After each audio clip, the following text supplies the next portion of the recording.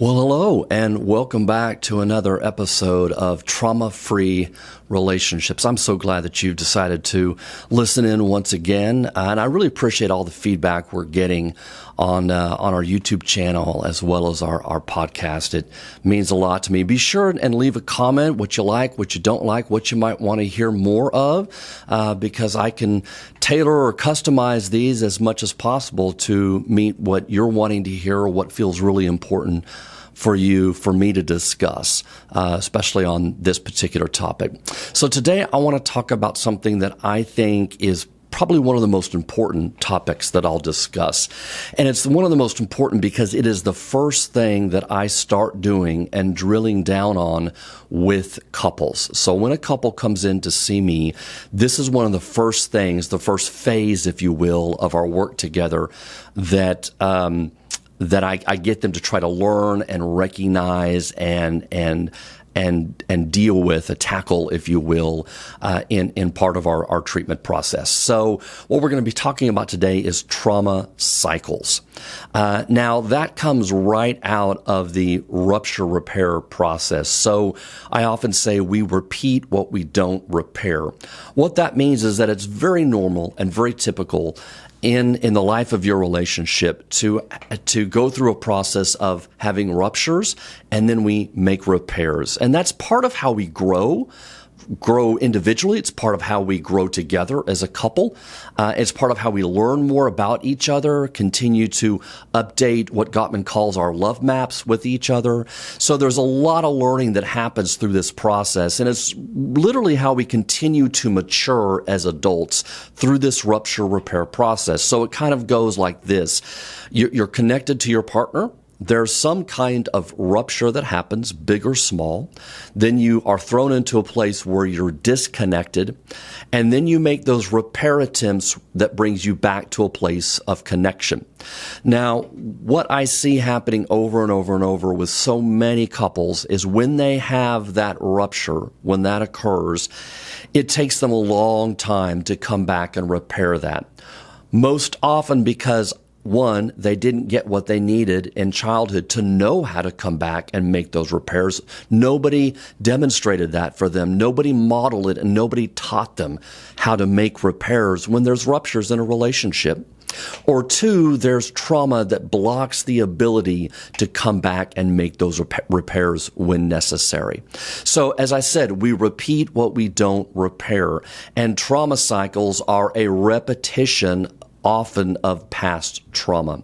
So this is why I think it's so important. So many of the couples that I see have either sustained hurts and trauma within their current relationship, or they have sustained trauma from the past, either childhood, maybe a first marriage, or a previous relationship of some kind. And when that happens, we bring those hopes and those fears into our current relationships, and when those fears get triggered, they can create what we call trauma cycles. So all couples get caught in cycles, but couples that have had trauma, couples that have suffered more than most, one individual or both in the relationship, they can be especially problematic because it keeps them stuck in the rupture process without the ability to come back and make the necessary repairs. And it's in the repair process that's so important for being able to reconnect and learn and grow together.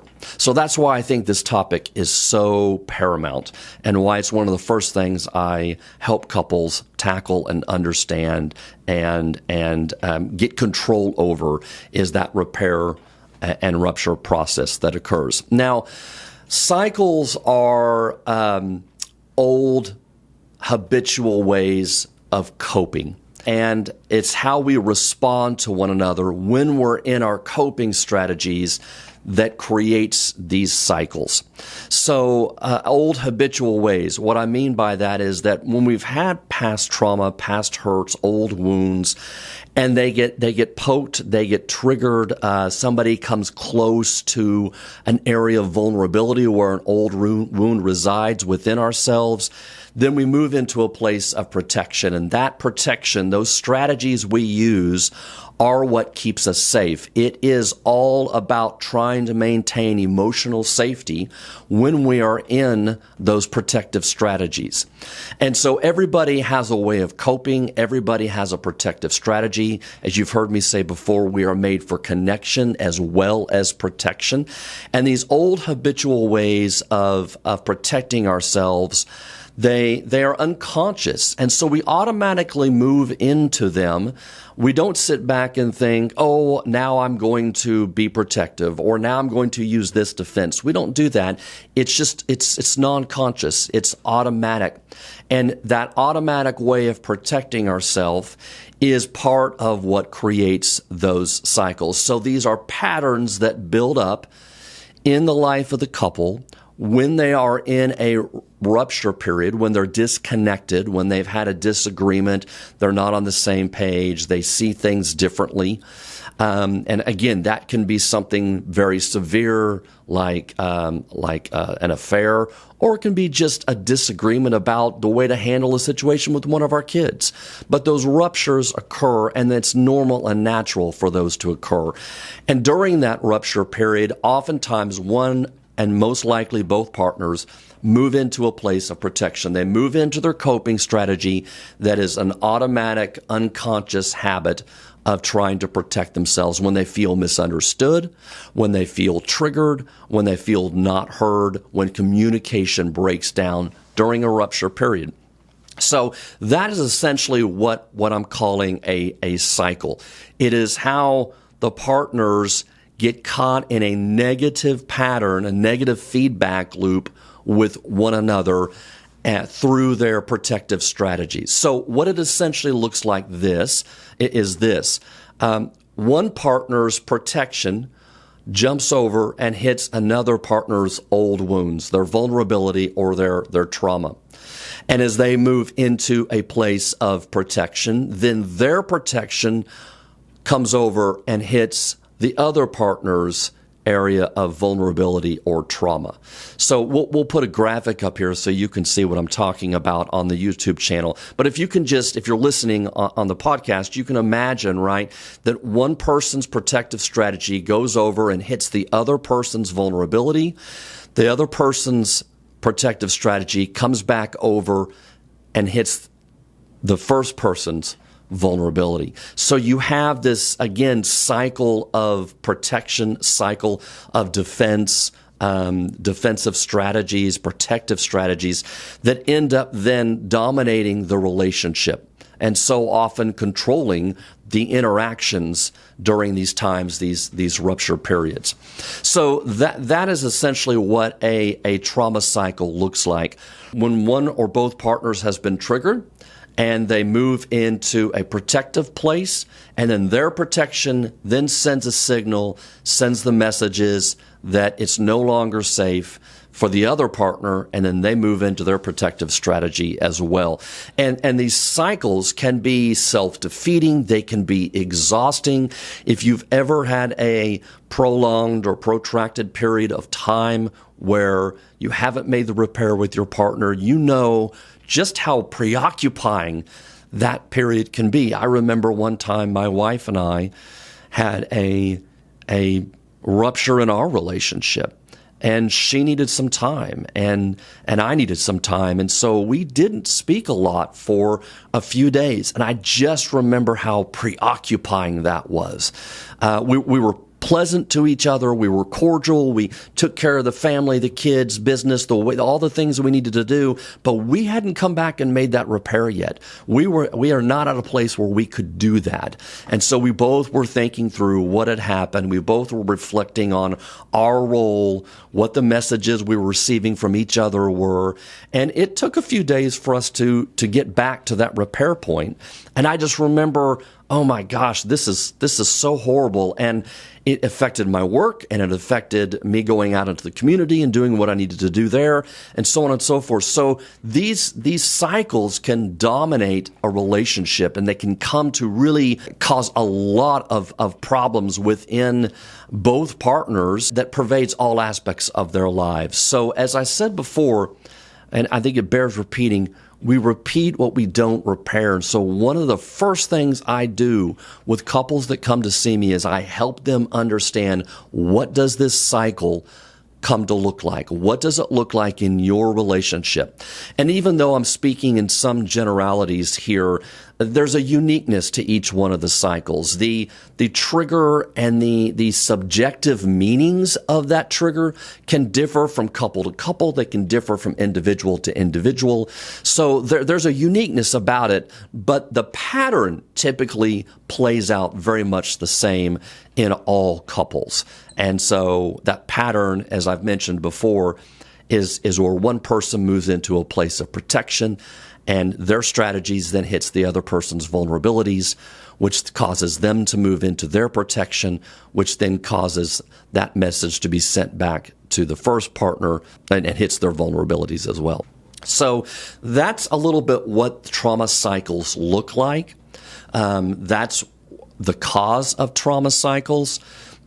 And so usually what you have then is protective strategies where what one person is needing is the opposite of what the other person is able to provide in those moments, and their strategies look very different. There can be a combination of them, but really there's 3 different strategies that can play out. And we'll do a podcast and a video and a deeper dive on these, but I want to just touch on this now because it's important to understand a little bit about what does this cycle look like. And typically within these trauma cycles, you will have one partner that gets very anxious and pushes to resolve the issue as quickly as possible. Their anxiety about the disconnection, about the rupture that has occurred, is overwhelming to them. And what they want to do more than anything else is they want to be able to solve the issue now. And so they do that by sort of pressuring, pushing, pursuing, turning up the heat, trying to get interaction from their partner in order to solve the issue as expediently as possible. But what often happens is you have another partner that has a different coping style. Their coping style is they need time. So they tend to shut down. They tend to emotionally or even physically sometimes withdraw. They lose track of the conversation. They have difficulty putting their feelings into words and communicating what exactly they want to say. And so as one partner is pursuing, and that's what we often call the partner with so much anxiety, is a pursuer, the other partner is what we call a withdrawer. And so you can see how this creates a cycle of one person literally pursuing, either emotionally or physically around the house, so to speak, sometimes going from room to room, chasing the other person who's only trying to withdraw, who's trying to lessen the arguing, lessen the tension, because that makes them feel so uncomfortable that withdrawers will do anything to end the argument. And so they're trying, in their own way, to protect the relationship by dampening the tension, by lessening the vitriol, the tension, to be repetitive there, the anxiety that's built up in the relationship. They're trying to do whatever they can to lessen that. And so they need time. They need space to be able to figure out what happened, what's going on, what they're feeling, and being able to formulate that and put that into words. So you can see where that creates a cycle. You can see where the pursuer is pursuing, the withdrawer is withdrawing, and both of them are using their protective strategies to protect themselves against this rupture that has occurred. And so we'll do a deeper dive at some point on pursuers and withdrawers themselves and what that process is like for each. But in this video, I wanted to introduce the idea of a trauma cycle, what it looks like, how you can identify it at home, and to be able to recognize what this pattern looks like during times of disconnection in your relationship. So Let's take this one step further and let's say, okay, Tom, I get what you're talking about. I'm starting to see this. I can see where, yes, I might be the kind of person who needs time, who really doesn't like arguing, doesn't like fighting. I try to dampen that, lessen that as much as possible as soon as I feel it coming on. And I'm the person that tends to withdraw. Or maybe you're hearing yourself and go, yep, that's me. I hate disconnection. I hate the ruptures, and I try to solve them immediately. What can either of you do to help break these trauma cycles, to help do what we call de-escalate these trauma cycles? And one of the first things that you can do is you can begin to recognize when they start to occur. How quickly can you individually or as a couple begin to recognize, I think we're getting into a cycle here. I'm starting to sense that we're maybe not on the same page. I'm starting to feel like I got triggered. This looks like one of our cycles. The quicker you can recognize that, the more you can begin to use tools and strategies to de-escalate so that things don't become escalated. So being able to recognize what your cycle looks like is test number one, so to speak. Are you a pursuer? Are you a withdrawer? Can you recognize the feelings within your body, the look on your partner's face when that potential rupture starts to occur? And if it does, then one of the things you can do, one of the tools I want to give you today is slow things down. Say to your partner, whoa, hang on. I think we're starting to do that thing again. Let's not go there. Let's slow this down. What you're saying is important, but I don't feel like we're on the same page right now. I want to hear you, so let's just slow this down. Here's what I think I hear you saying, or would you repeat back what I was saying to me? I'm not sure you were hearing me correctly. Just slow it down, because oftentimes what happens is our big brain just moves faster, and we get caught up in wanting to talk about who said what to whom in what order, all what we call the content of the conversation. And we're not having the right conversation at the right time. We're not having a conversation about the things that triggered us and about our experiences of each other in that moment. So slowing down. If you find that you have already sort of tipped that scale and, okay, here we are, we're fully into a cycle, there's no reason, this is tool number 2, there's no reason that you can't take a break and say, hang on, I feel like we're getting stuck here. I don't feel like either of us are being heard. Let's take a break. Let's take 5 minutes. Let's take 10 minutes. Let's take half an hour if that's what you need. But let's take a break. Let's calm down. Let's get out of our triggers, so to speak, because your brain ultimately, when you're in your protective strategy, has been triggered, and you're working out of the emotional part of your brain, not the part of your brain that allows you to reason and think logically and to have empathy for your partner. That's been cut off. So taking a break is really important. But here's the caveat to that, and I want everybody to hear me. If you're going to take a break, then set a time to come back together. It's not okay to say, let's take a break and then never have the repair of the rupture, or to sweep it under the rug and never come back and talk through it. And it's especially hurtful for the partner who's a pursuer, because they're so anxious to try to resolve what's happening that all that anxiety just builds up in them. And then they feel like they never get a chance to resolve any of the issues. So often I have couples that will talk to me about the rupture repair process, and they'll say, oh no, we hardly ever get to a place where we repair it. And I said, so oftentimes you sweep it under the rug and forget about it. And usually you'll go back to a normal way of being with each other, whether that be a few hours or even a few days later, and life kind of resumes. But then you've got this huge lump in the rug that you keep tripping over because all these unresolved issues are there. And so we don't want to create any lumps in the rug. We want to make sure that we can master the repair process. And so if we take a break, we want to be able to come back, and we want to be able to repair and process and talk through when we're calmer.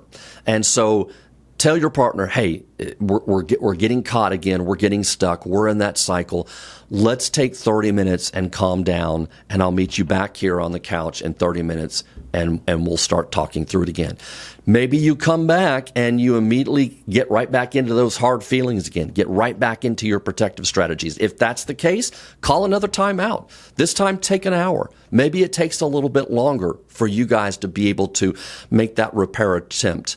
If your trauma has been triggered, it certainly could take and would be understandable if it took you all several hours to be able to calm down, because trauma is, by essence, when you get triggered, it is like reliving that traumatic episode. And sometimes that takes longer than 30 minutes in order to have your physiology, your biology sort of reset back to baseline. So it would not surprise me at all that if your trauma has been triggered, that you will need longer than that. That's okay. You might even say to each other, hey, I really need some time here. This was particularly triggering for me. Let's come back tomorrow. You know what? Tomorrow night after we put the kids to bed, let you and I sit down and talk about this. But taking a break is always okay, and having a time to come back and follow up is especially important.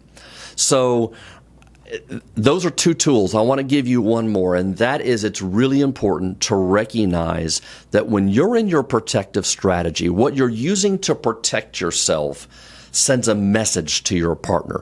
It's not an intended message. When I'm in my protective strategy, I'm not intending to send a negative message to my partner.